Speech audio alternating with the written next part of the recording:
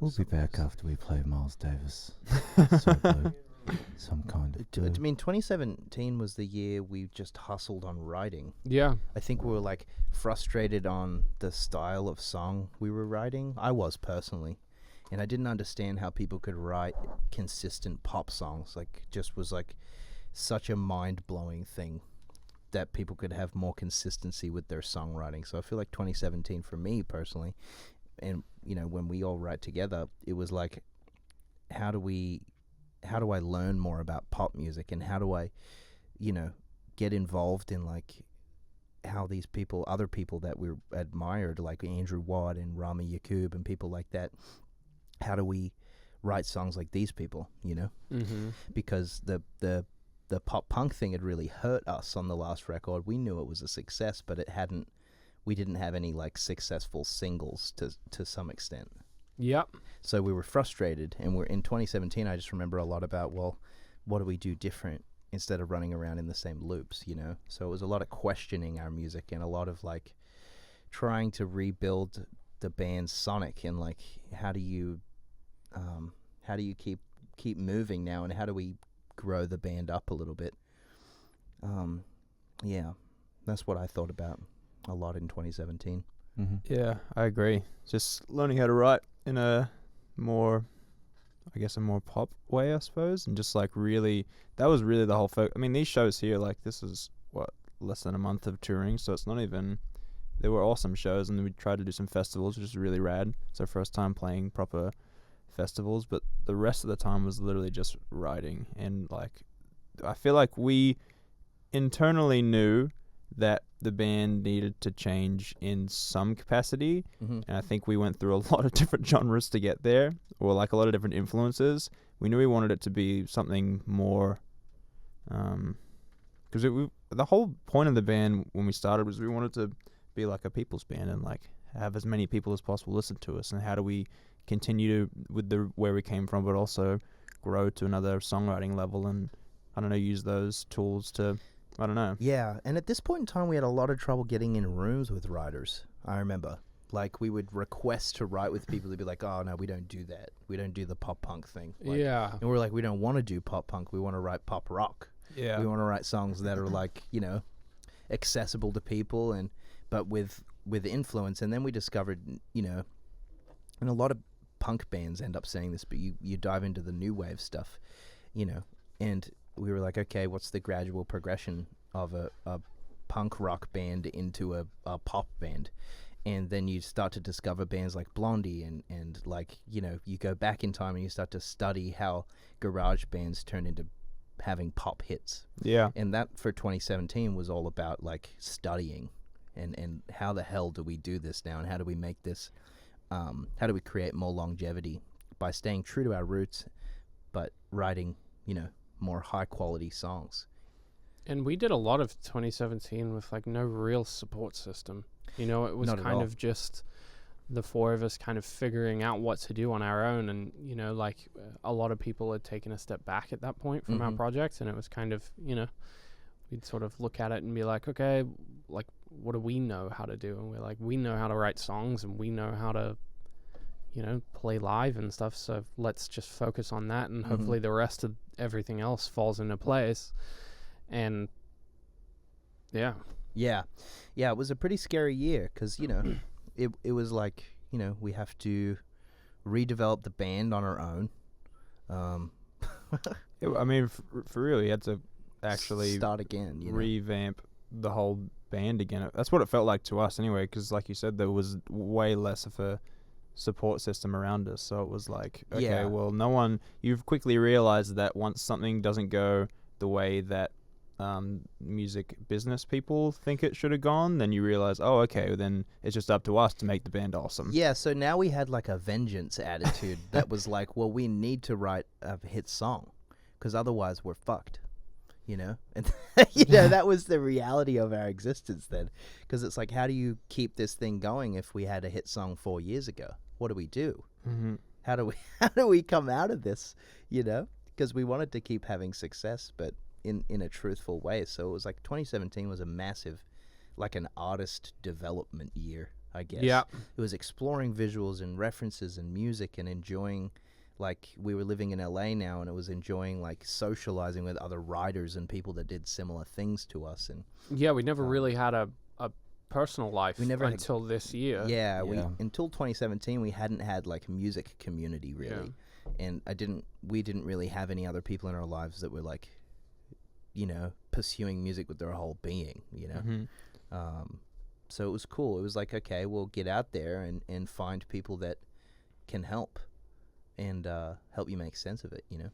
Yeah, we just kept writing until we Yeah, could not anymore. yeah, we tried everything. We tried every genre. We're Yeah, just you guys flew over to Sweden Yeah, and did like couple times, eh? yeah. Yeah, Luke and I did a trip to Sweden because we were like, and that really blew our minds open with melody Mm-hmm. and learning about melody as a separate thing from instrumentation and track and music, and not just coming up with something that you feel rather than, you know, now we kind of understood, well, we can always come up with a melody that's best for a piece of music now. Now you're not just stumbling in the dark anymore and Mhm. like waiting for something for inspiration to strike. You could go in every day and write something that was hooky as shit rather than like, you know, Yeah. Yeah. waiting for inspiration to strike, which was a really useful tool for us, and we've used that ever since, you know, in our writing.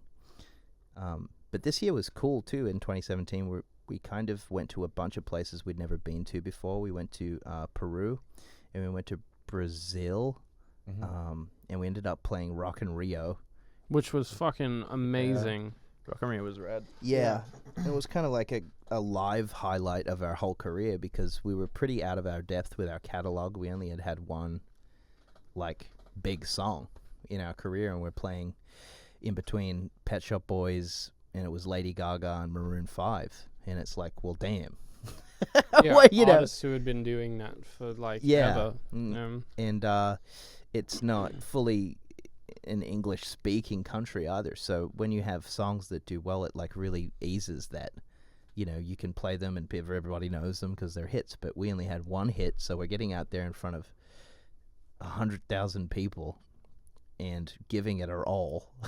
Yeah. Yeah. And it turned out we made a great impact with our live show in Brazil when we did that, and it was like the start of something really special for us in that country.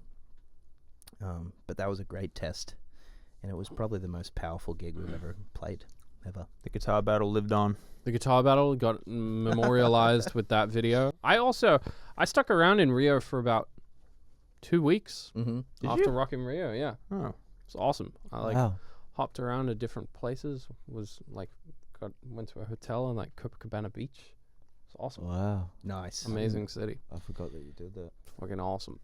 But in 2017, towards the end, one of the last two songs we wrote, one was Lie to Me and the other one was Youngblood. And we wrote that in down by the Beverly Center in, was it East West Studio? No. I thought it was that West Lake or something. Oh, Westlake, yeah. Something like that. Yeah. So we had written that, and then,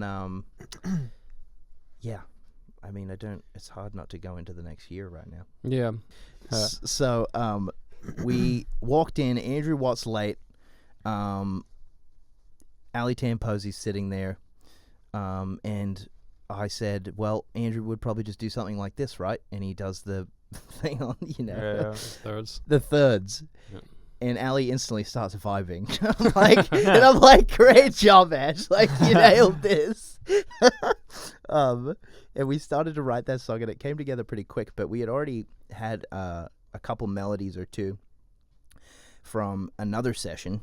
And for some weird reason, the song was in the same key, I guess. So it reminded me that existed.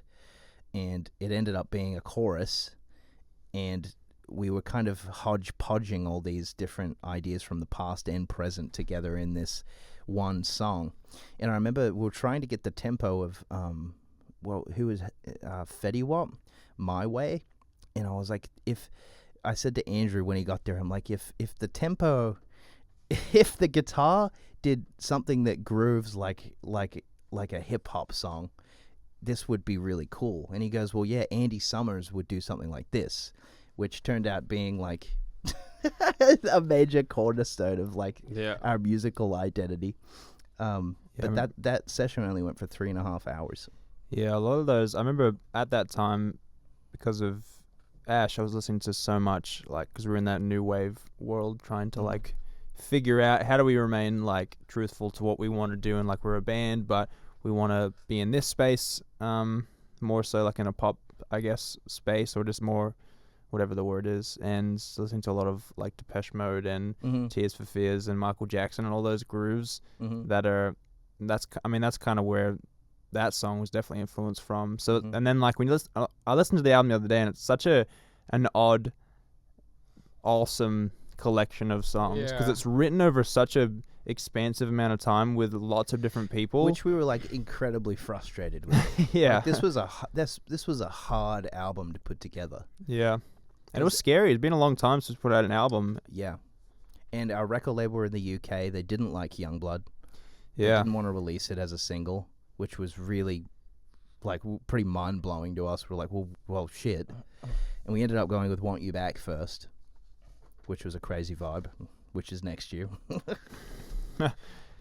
Yeah. 2017. But honestly, yeah. I don't have a lot of fond memories about 2017. It was like just digging us out of the trench, really.